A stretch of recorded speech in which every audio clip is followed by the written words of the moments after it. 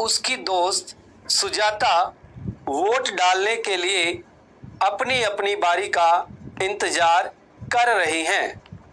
उसी वक्त कांता बोलती है, कितनी अच्छी बात है सुजाता कि हम सब अपने देश के समान नागरिक के रूप में वोट डाल सकते हैं। सुजाता, जैन साहब भी हमारे साथ इनमें खड़े हैं।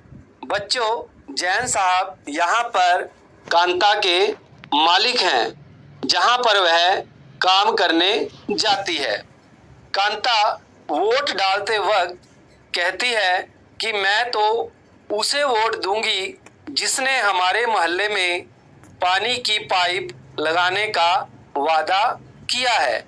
वोट डालने के बाद कांता को जैन साहब कहते हैं कि घर पर काम करने आ जाना। रास्ते में जाते वक्त कांता सुजाता को कहती है कि गुड़िया बुखार में पड़ी है, उसे अस्पताल लेकर जाना है, पर पहले साहब के घर का काम करके आऊंगी और उनसे कुछ पैसे उधार ले आऊंगी। बच्चों, कांता की बस्ती में कभी साफ सफाई नहीं होती है। इसकी वजह से उसकी बेटी गुड़िया बीमार रहती है। कांता की मालकिन पैसे उधार देती है, पर वह कहती है कि पहले से पैसे मांगने की आदत मत बनाना। बच्चों, जब कांता अपनी बेटी को अस्पताल लेकर जाती है तो उसे काफी लंबी लाइन में खड़ा होना पड़ता है।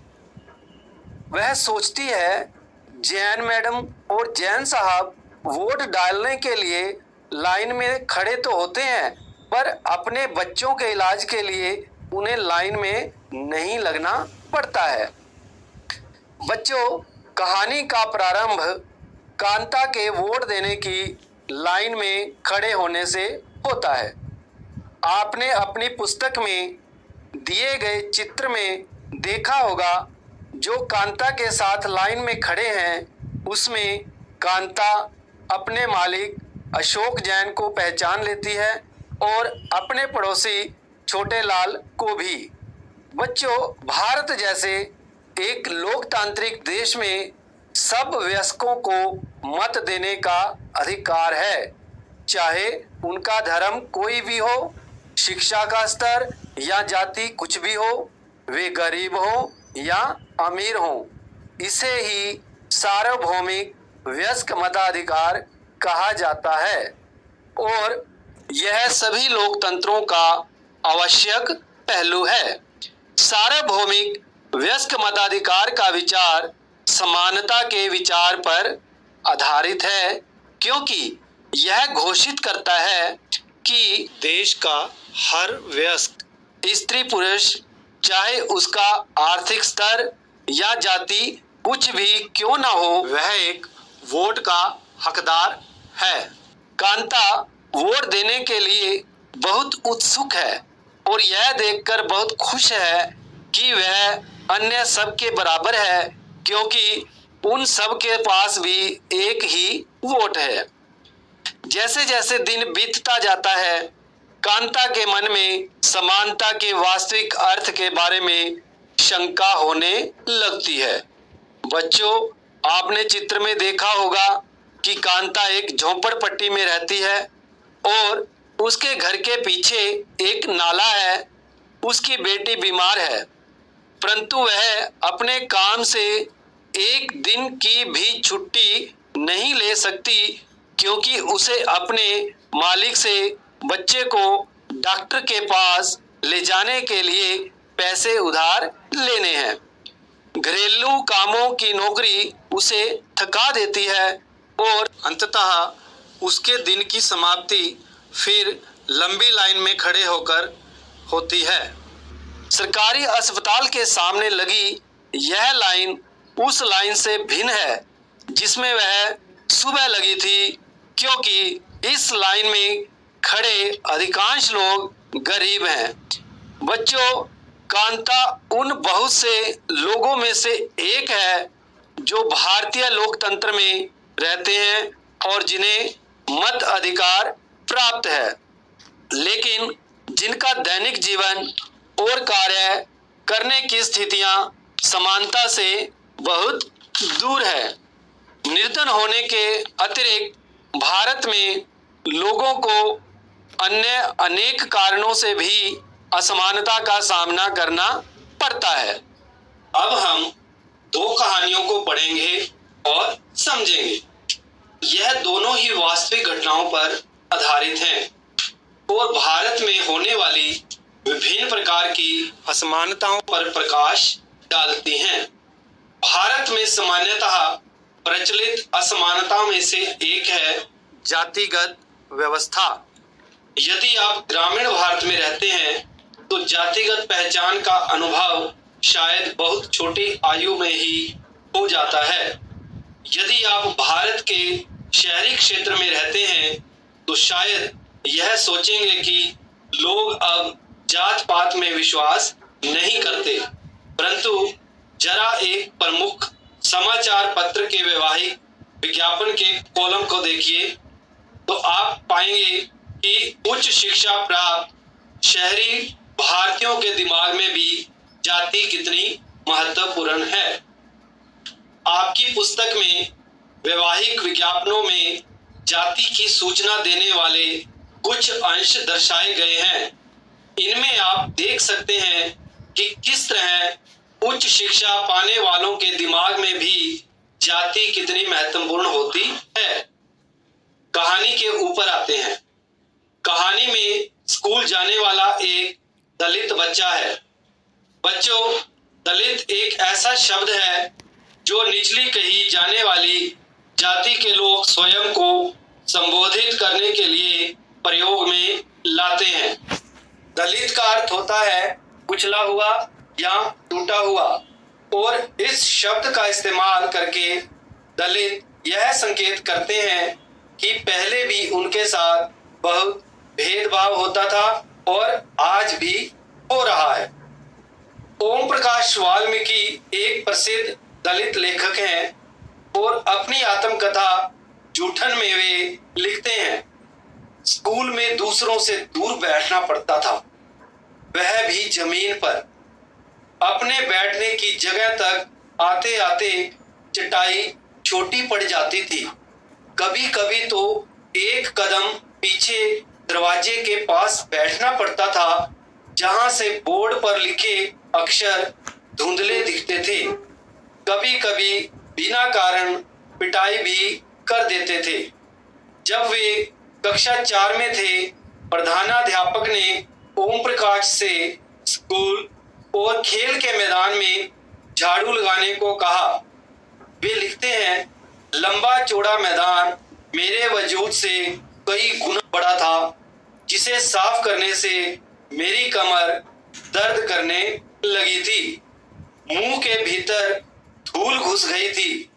मेरी कक्षा में बाकी बच्चे पढ़ रहे थे और मैं झाड़ू लगा रहा था।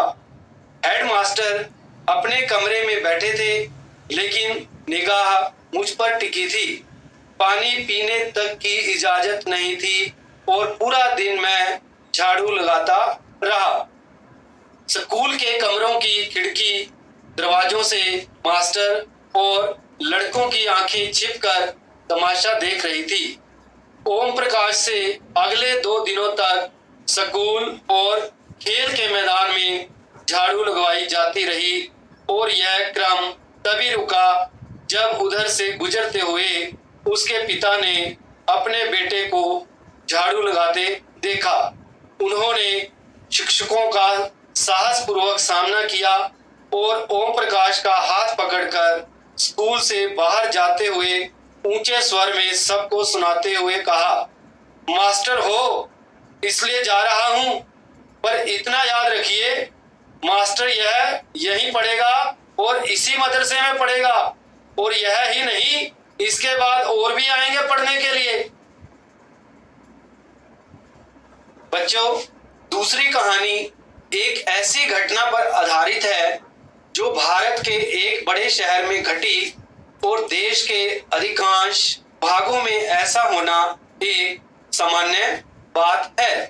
यह कहानी श्री और श्रीमती अंसारी की है, जो शहर में किराए पर एक मकान लेना चाहते थे।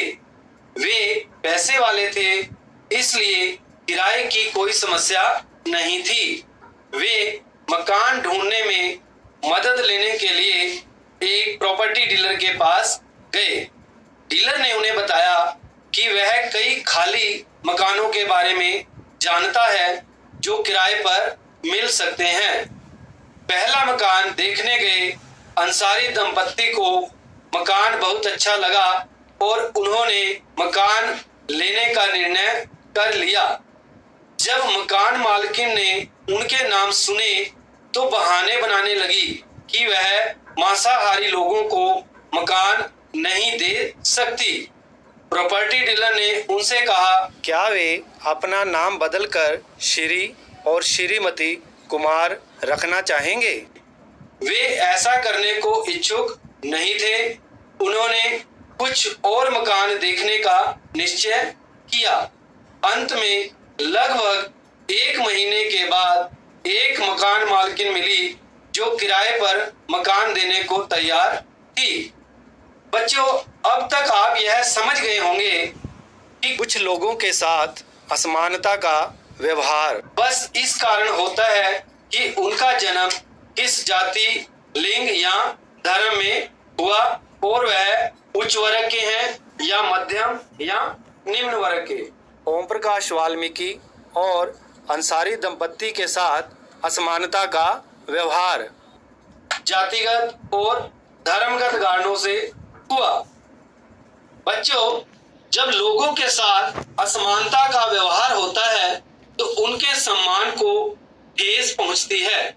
ओम प्रकाश वाल्मीकि तथा अंसारी दंपत्ति के साथ किए गए व्यवहार के कारण उनकी गरिमा को ठेस पहुंची।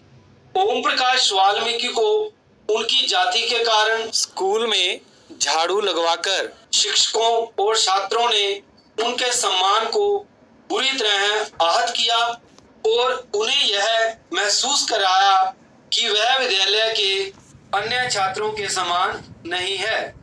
उस समय बच्चा होने के कारण ओम प्रकाश वाल्मीकि स्वयं इस बारे में अधिक कुछ नहीं कर सके, किंतु उनके पिता ने अपने बेटे को झाड़ू लगाते देखा तो उन्हें इस असमान व्यवहार पर क्रोध आया और उन्होंने शिक्षकों के समक्ष विरोध प्रकट किया। जब लोगों ने अंसारी दंपत्ति को अपना मकान किराए पर देने से इनकार कर दिया, तब उनके सम्मान को भी चोट पहुंची। फिर जब प्रॉपर्टी डीलर ने उन्हें नाम बदलने का सुझाव दिया, तब उनके आत्मसम्मान ने उन्हें ऐसा करने से रोक दिया और उन्होंने उस सुझाव को ठुकरा दिया। बच्चों, ओम प्रकाश और अंसारी दंपत्ति के साथ ऐसा व्यवहार नहीं होना चाहिए था। वे भी उसी सम्मान और उसी गरिमा के हकदार थे जो अन्य किसी व्यक्ति को मिलना चाहिए। आपकी पुस्तक में दिए गए चित्र में 1975 में बनी फिल्म दीवार के दृश्य दिखाए गए हैं। दीवार फिल्म 1975 में बनी थी। उसमें दिखाया जाता है कि जूते पॉलिश करने वाला एक लड़का फेंक कर दिए गए पैसे को उठाने से इनकार कर देता है। वह मानता है कि उसके काम की भी गरिमा है और उसे उसका भुगतान आदर के साथ किया जाना चाहिए। बच्चों, अब हम पढ़ेंगे भारतीय लोकतंत्र में समानता। भारतीय संविधान सभी व्यक्तियों को समान मानता है। इसका अर्थ है कि देश के व्यक्ति, चाहे वह पुरुष हो या स्त्री, किसी भी जाति से संबंधित हो, धार्मिक, शैक्षणिक और आर्थिक पृष्ठभूमि से संबंध रखते हो, वे सब समान माने जाएंगे। लेकिन इसके बावजूद भी हम यह नहीं कह सकते कि असमानता खत्म हो गई है। यह खत्म नहीं हुई है, लेकिन फिर भी कम से कम भारतीय संविधान में सब व्यक्तियों की समानता के सिद्धांत को मान्य किया गया है। जहां पहले भेदभाव और दुर्व्यवहार से लोगों की रक्षा करने के लिए कोई कानून नहीं था, अब अनेक कानून लोगों के सम्मान तथा उनके साथ समानता के व्यवहार को सुनिश्चित करने के लिए मौजूद हैं। बच्चों, समानता को स्थापित करने के लिए संविधान में जो प्रावधान हैं, उनमें कुछ निम्नलिखित हैं। प्रथम, कानून की दृष्टि में हर व्यक्ति समान है। इसका तात्पर्य यह है कि हर व्यक्ति को देश के राष्ट्रपति से लेकर कांता जैसी घरेलू कामों की नौकरी करने वाली महिला तक सभी को एक ही जैसे कानून का पालन करना पड़ता है। दूसरा, किसी भी व्यक्ति के साथ उसके धर्म, जाति, वंश, जन्म स्थान और लिंग के आधार पर भेदभाव नहीं किया जा सकता। तीसरा, हर व्यक्ति सार्वजनिक स्थानों पर जा सकता है जिनमें खेल के मैदान, होटल, दुकानें और बाजार आदि सम्मिलित हैं। सब लोग सार्वजनिक कुओं, सड़कों और नहाने के घाटों का उपयोग कर सकते हैं। चौथा, अस्पृश्यता का उन्मूलन कर दिया गया है। बच्चों, शासन ने संविधान द्वारा मान्य किए गए समानता के अधिकार को दो तरह से लागू किया है। पहला, कानून के द्वारा और दूसरा, सरकार की योजनाओं व कार्यक्रमों द्वारा सुविधाहीन समाजों की मदद करके।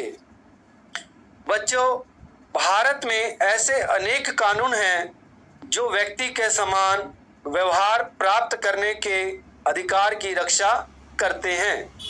कानून के साथ साथ सरकार ने उन समुदायों जिनके साथ सैकड़ों वर्षों तक असमानता का व्यवहार हुआ है, उनका जीवन सुधारने के लिए अनेक कार्यक्रम और योजनाएं लागू की हैं। ये योजनाएं यह सुनिश्चित करने के लिए चलाई गई हैं कि जिन लोगों को अतीत में अवसर नहीं मिले, अब उन्हें अधिक अवसर प्राप्त हों। इस दिशा में सरकार द्वारा उठाया गया एक कदम है मध्याह्न भोजन की व्यवस्था। इस कार्यक्रम के अंतर्गत सभी सरकारी प्राथमिक स्कूलों के बच्चों को दोपहर का भोजन स्कूल द्वारा दिया जाता है। यह योजना भारत में सर्वप्रथम तमिलनाडु राज्य में प्रारंभ की गई और 2001 में उच्चतम न्यायालय ने सभी राज्य सरकारों को इसे अपने स्कूलों में 6 माह के अंदर आरंभ करने के निर्देश दिए। इस कार्यक्रम के काफ़ी सकारात्मक प्रभाव हुए। बच्चों, दोपहर का भोजन मिलने के कारण गरीब बच्चों ने अधिक संख्या में स्कूल में प्रवेश लेना और नियमित रूप से स्कूल जाना शुरू कर दिया। इस कार्यक्रम से जातिगत पूर्व आग्रहों को कम करने में भी सहायता मिली है। स्कूल में सभी जातियों के बच्चे साथ साथ भोजन करते हैं। कुछ स्थानों पर भोजन पकाने के लिए दलित महिलाओं को काम पर रखा गया है। भोजन कार्यक्रम ने निर्धन विद्यार्थियों की भूख मिटाने में भी सहायता की है, जो प्राय खाली पेट स्कूल आते हैं और इस कारण पढ़ाई पर ध्यान केंद्रित नहीं कर पाते थे। बच्चों, शासकीय कार्यक्रम अवसरों की समानता बढ़ाने में महत्वपूर्ण भूमिका निभा रहे हैं। कानून बन जाने के बाद भी कुछ लोग इन्हें समान समझने से इनकार कर देते हैं। इसका मुख्य कारण यह है कि दृष्टिकोण में बहुत धीरे धीरे परिवर्तन आता है। कुछ लोग यह मानते हैं कि भेदभाव का व्यवहार कानून के विरुद्ध है, फिर भी वे जाति, धर्म, अपंगता, आर्थिक स्थिति और महिला होने के आधार पर लोगों से असमानता का व्यवहार करते हैं। बच्चों, वर्तमान दृष्टिकोण को बदलना तभी संभव है जब लोग यह विश्वास करने लगें कि कोई भी कम नहीं है और हर व्यक्ति सम्मानजनक व्यवहार का अधिकारी है। बच्चों, आप सोच रहे होंगे कि हमारा भारतीय लोकतंत्र ही ऐसा है जहां असमानता का अस्तित्व है और जहां समानता के लिए संघर्ष जारी है। बच्चों, संसार के अधिकांश लोकतंत्र विदेशों में समानता के मुद्दे पर विशेष रूप से संघर्ष हो रहे हैं। संयुक्त राज्य अमेरिका में अफ्रीकी अमेरिकन लोग जिनके पूर्वज गुलाम थे और अफ्रीका से लाए गए थे, आज भी अपने जीवन को मुख्य रूप से असमान बताते हैं। 1950 के अंतिम दशक में अफ्रीकी अमेरिकियों को समान अधिकार दिलाने के लिए आंदोलन हुआ था। इससे पहले अफ्रीकी अमेरिकियों के साथ संयुक्त राज्य में बहुत असमानता का व्यवहार होता था और कानून भी उन्हें समान नहीं मानता था। उदाहरण के लिए, बस से यात्रा करते समय उन्हें बस में पीछे बैठना पड़ता था या जब भी कोई गोरा आदमी बैठना चाहे उन्हें अपनी सीट से उठ जाना पड़ता था। रोजा पार्क्स एक अफ्रीकन अमेरिकन महिला थी। 1 दिसंबर 1955 को दिन भर काम करके थक जाने के बाद बस में उन्होंने अपनी सीट गोरे व्यक्ति को देने से मना कर दिया। उस दिन से अफ्रीकी अमेरिकियों के साथ असमानता को लेकर एक विशाल आंदोलन प्रारंभ हो गया, जो नागरिक अधिकार आंदोलन कहलाया।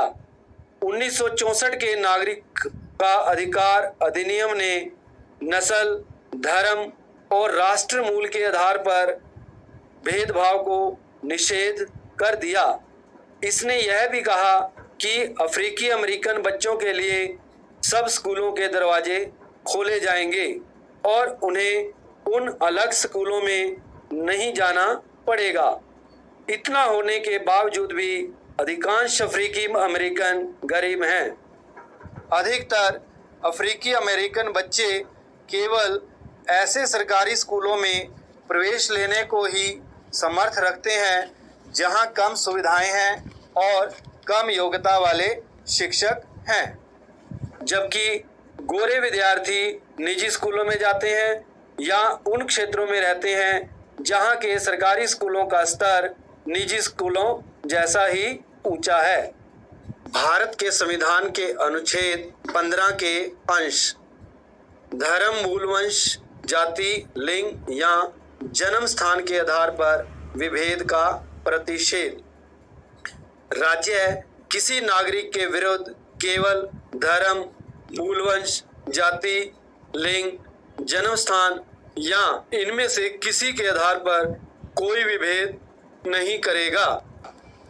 कोई नागरिक केवल धर्म, मूलवंश, जाति, लिंग, जन्म स्थान या इनमें से किसी के आधार पर दुकानों, सार्वजनिक भोजनालयों, होटलों और सार्वजनिक मनोरंजन के स्थानों में प्रवेश या पूर्णतः या भागतः राज्य निधि से पोषित या साधारण जनता के प्रयोग के लिए समर्पित कुओं, तालाबों, स्नान घाटों, सड़कों और सार्वजनिक समागम के स्थानों के उपयोग के संबंध में किसी भी निर्योग्यता, दायित्व, निर्बंधन या शर्त के अधीन नहीं होगा। बच्चों, किसी भी देश को पूरी तरह से लोकतंत्र नहीं कहा जा सकता। हमेशा से ही ऐसे समुदाय और व्यक्ति होते हैं जो लोकतंत्र को नए अर्थ देते हैं और अधिक से अधिक समानता लाने के लिए नए नए सवाल उठाते हैं। इसके केंद्र में वह संघर्ष है जो सब व्यक्तियों को समानता और सम्मान दिलाने का पक्षधर है। बच्चों, इस पुस्तक के बाकी अध्यायों में आप पढ़ेंगे कि किस तरह समानता का प्रश्न भारतीय लोकतंत्र में हमारे दैनिक जीवन के विभिन्न पहलुओं को प्रभावित करता है। बच्चों, अब आपने इसमें क्या समझा, उसके आधार पर हम कुछ प्रश्न आपसे पूछेंगे। स्कूल में दोपहर को भोजन देने की योजना सर्वप्रथम कहाँ शुरू हुई? बहुविकल्पी हैं, 4 उत्तर दिए जाएंगे, आपने एक बताना है। तमिलनाडु, बिहार, दिल्ली, महाराष्ट्र।